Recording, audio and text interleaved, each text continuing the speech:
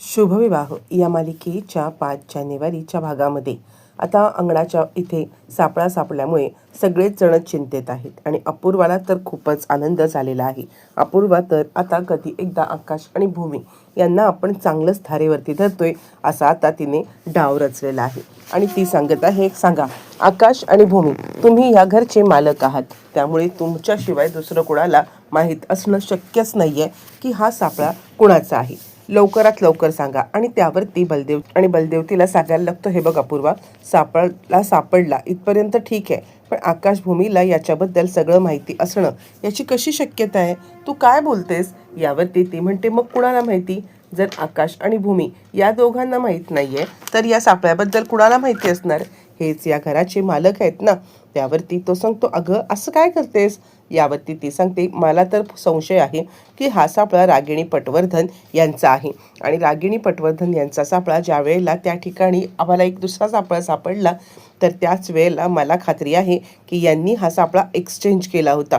तो सापळा त्यांनी आता इथे आणला आणि त्यातला सापळा गायब केला, तो इकडे होता असं म्हणत आता त्यावरती तिला आता सांगायला लागतो बलदेव, अगं काय बोलतेस तू, असं कसं शक्य आहे आणि काय पुरावा आहे तुझ्याकडे. यावरती ती म्हणते, तेच तर मी सांगते, मग तू त्यांना एवढा डिफेंड करतोयस तर तुझ्याकडे काय पुरावा आहे की ते आता हे असं काही करणार नाही आहेत ते बोल. असं म्हणत आता इकडे ती उलटं त्याला जाब विचारते. असं म्हटल्यावरती तो म्हणतो, मला कसं माहिती असेल. त्यावरती ती म्हणते, आत्तापर्यंत मी जे प्रश्न काढलेत त्यानंतर मला एकच प्रश्न पडतोय, तो म्हणजे अंगणाच्या मागे इतके मोठे ट्रंकमध्ये सापळा सापडतोय, बरोबर आहे, आणि त्या दिवशीचे CCTV फुटेज गायब आहेत. मग असं असताना हे सगळं कोण करू शकतं. म्हणजे हे सगळं घरातली व्यक्तीच तर करू शकते ना. घरातल्या व्यक्तीशिवाय हे दुसरं कोणी काहीच करू शकत नाही आहे. आणि त्याचमुळे मला संशय आहे की हे सगळं घरातल्या व्यक्तीने म्हणजेच आकाश आणि भूमी या दोघांनी केलेलं आहे. आणि बलदेव, जर तुला असं वाटतंय की ह्या दोघांनी काहीच केलेलं नाही आहे तर तर मला सांगशील का की हे सगळं कुणी केलंय. मग मला हे कळलंच पाहिजे ना. असं म्हटल्यावरती बलदेव म्हणतो, आकाश आणि भूमी, तुम्ही दोघांनीच उत्तर द्या बरं. असं म्हटल्यावरती मग आता आकाश आणि भूमी दोघं जण एकमेकांकडे पाहतात. त्यावरती लगेचच अथर्व पण तिकडे पाहायला लागतो आणि अपूर्वा म्हणायला लागते, बोल लवकर आकाश, सांग हा कुणाचा सापळा आहे. आकाश म्हणतो, मला खरं सांगायचं तर या सापळ्याबद्दल बिलकुल काही माहीत नाही आहे.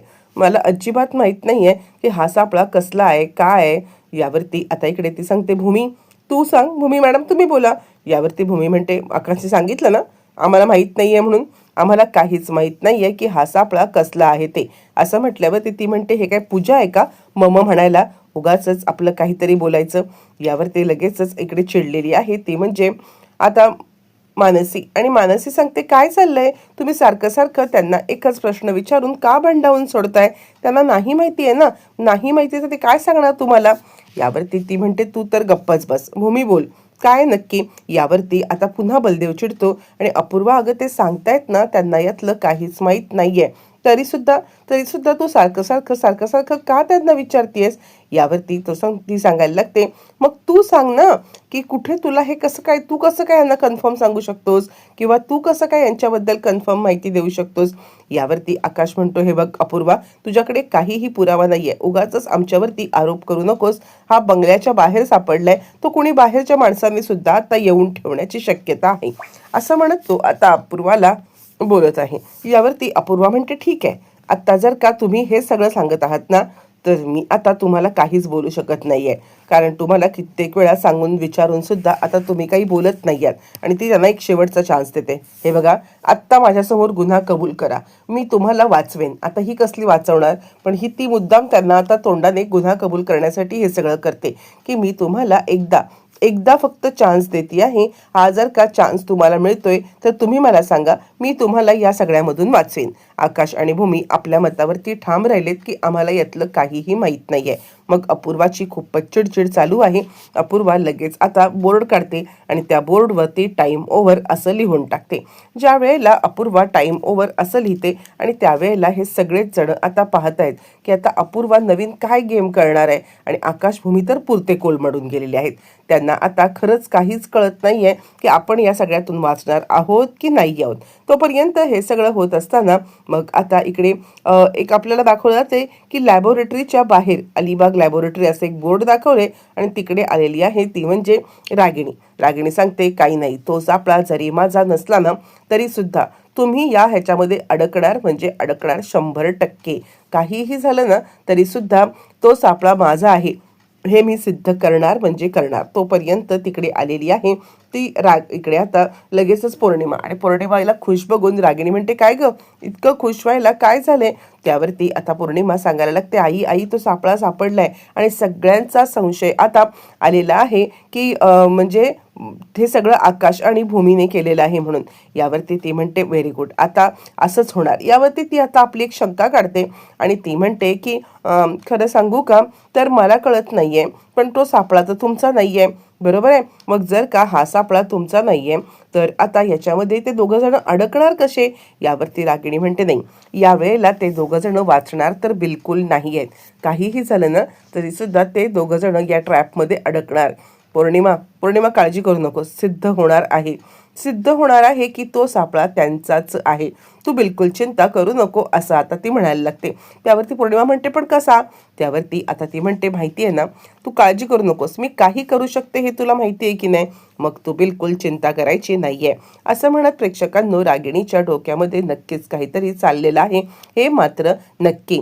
आणि त्यामुळे तिने आता हा सापळा हा आपलाच आहे हे सिद्ध करण्यासाठी खूप मोठं कुभांड रचलंय. इकडे अपूर्वा निघून गेल्यावरती बलदेव आले आणि बलदेव आकाशभूमीला आता सांगत आहे की हे बघा तुम्ही इतकी मोठी गोष्ट आता माझ्यापासून का लपवून ठेवलीत आणि सगळ्यात पहिले तुम्ही पाणी प्या. असं पाणी नाही ना प्यायलं तर आता तुम्ही डिहायड्रेट व्हाल. तुम्हाला कळतंय का काय अवस्था झाली तुमची. आणि त्यावरती मग आता लगेचच तो सांगायला लागतो हे बघा जर का तुम्हाला आता इकडे कुणी सांगितलं कुणी बघितलं ना तुमच्याकडे तर सगळ्यांना संशय वाटेल की नक्कीच यांनी काहीतरी केलेलं आहे.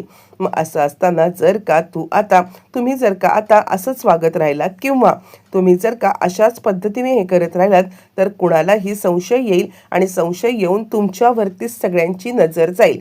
यावरती लगेचच आता इकडे सांगायला लागते भूमी पण दादा तू मला सांग आम्ही कसं काय हे करणार आहोत, म्हणजे इतकं सगळं होऊन सुद्धा आम्ही गप्प कसे काय बसू, असं होणारच नाही. यावरती तो म्हणतो तुम्हाला असं करून चालणार नाहीये कारण मुळातच जर का असं तुम्हाला कोणी बघितलं तर आता खूप मोठा प्रॉब्लेम होईल. त्यामुळे आधी पाणी वगैरे प्या, तोंड वगैरे पुसून घ्या आणि आता तुम्ही शांत राहा. असं म्हटल्यावर ती लगेचच भूमी पाणी वगैरे पिते आणि त्यानंतर मग लगेचच दोघं शांत होतात. आणि त्यानंतर इकडे तो सांगायला लागतो तुम्ही जर का मला आधी सांगितलं असतं ना मला विश्वासात घेतलं असतं ना तर कदाचित मी तुम्हाला काहीतरी मदत करू शकलो असतो. यावरती ती सांगते कसं सांगणार होतो आम्ही तुला, मुळातच आत्ताच तुम्हाला म्हणजे आकाश सांगायला लागतो आत्ताच तर तुला हे सगळं कळलं. मग जर का हे सगळं आत्ता कळलं तर आता आम्ही म्हणजे हळूहळू तुला सगळं सांगणार होतो पण त्यानंतर वेळच मिळाला नाहीये. यावरती बलदेव म्हणतो ठीक आहे काहीच हरकत नाहीये तुम्ही चिंता करू नका, या सगळ्यातून आपण काहीतरी मार्ग 100% काढूया. आणि आता हे बघा लक्षात घ्या सगळं काही ठीक होईल. म्हणजे हे सगळं बोलणं चालू असताना अचानकपणे तिकडे आलेला आहे तो म्हणजे आता अथर्व यांचं म्हणजे तिकडे पोहोचतो आणि हे लोक विषय बदलतात. म्हणजे लगेचच हा म्हणायला लागतो बलदेव की तुम्ही काही केलेलं नाही आहेत ना मग कशाला तुम्हाला कसली चिंता पाहिजे, तुम्ही अजिबात घाबरायचं काहीच कारण नाहीये, कर नाही तर आपल्याला डर कशाला पाहिजे.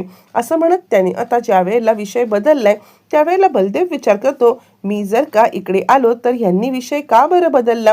असं म्हणत आता इकडे तो विचार करतोय आणि तो पुढे येऊन ती गोष्ट विचारतोय सुद्धा. तो सांगतोय काय झालं सगळं ठीक आहे ना, म्हणजे तुम्ही काही महत्त्वाचं बोलत होतात का. यावरती आता इकडे अथर्वला बलदेव म्हणतो नाही रे आपलं तेच केसच्या संदर्भात. यावरती आकाश म्हणतो का रे पण तुला असं का वाटलं.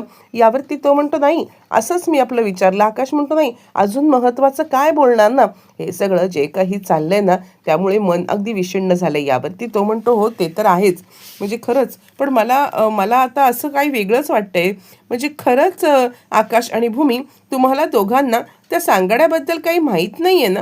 असं म्हटल्यावरती मग आता लगेचच इकडे आकाश म्हणतो का रे तू असा का प्रश्न विचारलास, म्हणजे काय झालंय. यावरती तो म्हणतो नाही इतके दिवस कसं होतं की अपूर्वा म्हणजे काही ना काहीतरी बोलते अपूर्वा महिनी पण तरी सुद्धा आपण तिला उडवून लावतोय, आपण इतका विचार करत नाही आहोत. पण खरं सांगायचं तर आता म्हणजे आपण बघायला गेलं ना तर म्हणजे बघायला गेलं तर हा सापळा सापडल्यामुळे सगळी समीकरणं बदललेत असं नाही का वाटत?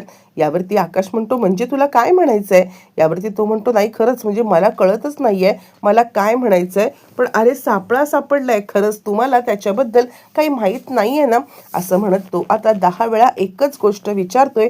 म्हणून आता आकाशला पण संशय आलाय की याला आपल्यावरती संशय आलाय की काय, का हा हे विचारतोय. बरं, हे सगळं कन्व्हर्सेशन चालू असताना तिकडे आलेली आहे अपूर्वा आणि अथर्व असं म्हणत त्याला ती आवाज देते. यावरती तो म्हणतो, आता काय, असं म्हणत त्याने ज्या वेळेला उद्धट उत्तर दिलेलं आहे त्यावेळी अपूर्वा चांगलीच चिडलेली आहे. हे बघे, मला उद्धट उत्तर द्यायचं नाही हा, आणि तिच्यासोबत एक पोलीस आहे. यावरती ती म्हणते, हे बघ, एका पोलीस कॉन्स्टेबल सोबत बोलतोयस हे लक्षात ठेव, एका ACP सोबत बोलतोयस हे लक्षात ठेव. यावरती तो म्हणतो, सॉरी अपूर्वा मॅडम बोला. यावरती ती त्याला एक लेटर देते. लेटर दिल्यावरती लगेचच आता इकडे सांगायला लागते, जे लेटर दिल्यावरती ती सांगायला लागते की वाच लेटर. आता अथर्व ते लेटर वाचतो. त्या लेटरमध्ये त्याची DNA टेस्टची मागणी केलेली आहे पोलिसांनी. अथर्व म्हणतो, हे काय काय चाललंय काय तुमचं? यावरती ती म्हणते, आम्हाला संशय आहे की तो कोण सापळा आहे तो रागिणी पटवर्धन यांचा आहे. मग जर का हा रागिणी पटवर्धन यांचा सापळा असेल तर आता त्याची सगळी शहानिशा आणि चौकशी झालीच पाहिजे आणि त्यासाठी DNA टेस्ट सुद्धा होणं गरजेचं आहे आणि ही DNA टेस्ट करण्यासाठी आम्ही आता हे सगळं करणार आहोत. असं म्हटल्यावरती मग आता इकडे अथर्वकडे कोणताही पर्याय नाहीये, कारण पोलिसांची ऑर्डरच घेऊन आता ती आलेली आहे आणि आता हे सगळं करण्यासाठी इकडे सांगाडा सापडलाय म्हटल्यावरती हे सगळं करणं भाग आहे हे त्याला पण समजलंय. तो म्हणतो, झालं, लागली माझी वाट, म्हणजे मला चांगलंच कामाला लावलंय ह्या अपूर्वाने. असं म्हणत तो आता चिडचिड करत तिकडे चाललेला आहे. अपूर्वाने आता इकडे त्याची DNA टेस्ट करून तो सापळा रागिणीचाच आहे हे सिद्ध करायचं ठरवलेलं आहे. पण मुळातच तो सापळा रागिणीचा नाहीये. तो रागिणीचा सापळा नसल्या कारणाने रागिणीला आता उलट सिद्ध करायला लागणार आहे की तो माझा सापळा आहे आणि ह्या दोघांना अडकवायला लागणार आहे. आता इकडे अथर्व तिथे जाण्यासाठी तयार झालेला आहे. ज्या वेळेला अथर्व तिथे जाण्यासाठी तयार झालाय त्यावेळेला मग आता इकडे सांगायला लागते, लगेचच अपूर्वा आणि आपल्या बोर्डवरती लिहिलेलं दाखवायला लागते गेम ओव्हर.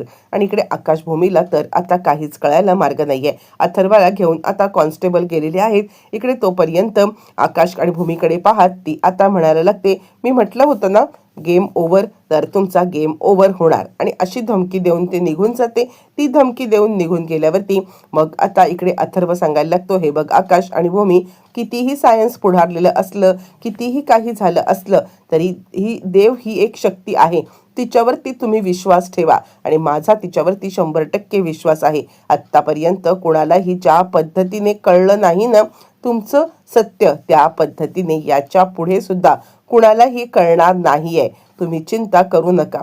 काहीही झालं तरी सुद्धा आता तुम्हाला वाचवण्याची जबाबदारी देवाचीच आहे. असं म्हणत तो आता बोलतोय तर खरं, पण या दोघांना काहीच कॉन्फिडन्स वाटत नाहीये आणि हे दोघं जण एकमेकांकडे पाहत आहेत आणि एकमेकांकडे पाहत आता हे दोघं जण एकमेकाला दिलासा तर देत आहेत, पण आता खोटा दिलासा देणं सुद्धा फार काळ शक्य नाहीये. आणि आकाश तिला सांगत आहे की भूमी, बलदेव काहीही म्हटलं ना तरी सुद्धा मला असं वाटतंय की खरंच अपूर्वा म्हटल्याप्रमाणे आपला गेम ओव्हर झालेला आहे का, काय नक्की झाले मला काहीच कळायला मार्ग नाहीये. खरंच आता त्या सापळ्याचं DNA टेस्ट आल्यावरती आपण पकडले जाणार का? बरं, त्याच्यातच आता इकडे हा एक प्रकार तर घडलेला आहे, पण दुसरा प्रकार आकाशला आत्ताच समजलाय आणि त्या प्रकारामुळे आकाश अधिकच घाबरलाय. आकाश आता धावत पळत भूमीला सांगायला आलाय, भूमी अगं तुला माहितीये का मेघ व्यास पकडला गेलाय, मेघ व्यास पकडला गेलाय. आता मेघ व्यास पकडला गेलाय म्हटल्यावरती अनेक गोष्टी आता कॉम्प्लिकेटेड अजून होणार आहेत. म्हणजे मेघ व्यास हा आता आकाशचा मदतगार आहे. हे तर आकाश आणि भूमीला माहिती आणि मेघ पकडला गेला की संपलं सगळं. इकडे तोपर्यंत रागिणी तो सापळ्याचा DNA मॅच होण्यासाठी आपले प्रयत्न करत असतानाच कॉन्स्टेबल अपूर्वाला सांगतात की आपण रचलेल्या ट्रॅपमध्ये मेघ व्यास पकडला गेलाय, आई ICU मध्ये आहे हे सांगून आपण आता त्याला जो ट्रॅप रचला होता ना तो ट्रॅप यशस्वी झालेला आहे. असं म्हटल्यावरती अपूर्वा सांगते, व्हेरी गुड. आणि ती आता पोलिसांचा फौजफाटा घेऊन आकाशला पकडण्यासाठी निघालेली आहे. आणि आकाश, मी सांगितलं होतं ना गेम इज ओव्हर, असं म्हणत आकाश भूमीला आता पकडायला आले. नक्की आता पुढे मालिकेमध्ये आकाश भूमीच्या बचावासाठी कोण येणार पाहणं मात्र फारच रंजक ठरणार.